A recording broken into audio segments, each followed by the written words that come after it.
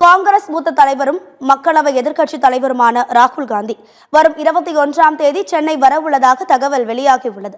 தமிழக சட்டப்பேரவை தேர்தல் விரைவில் நடைபெறவுள்ள நிலையில் காங்கிரஸ் கட்சியில் உள்ள சில மூத்த நிர்வாகிகள் ஆட்சியில் பங்கு வேண்டும் என்ற கோரிக்கையை தொடர்ந்து வலியுறுத்தி வருகின்றனர்.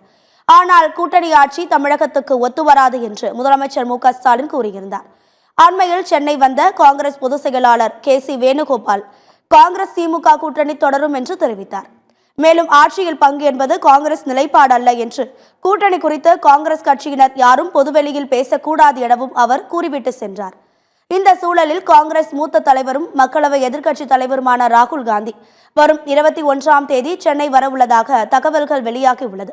தமிழக சட்டப்பேரவை தேர்தலுக்காக கூட்டணி கட்சிகள் உடனான தொகுதி பங்கீட்டு பேச்சுவார்த்தை வரும் 22ஆம் தேதி முதல் நடைபெறும் என்று திமுக தலைமை அறிவித்திருந்த நிலையில் ராகுல் காந்தியின் வருகை முக்கியத்துவம் வாய்ந்ததாக பார்க்கப்படுகிறது.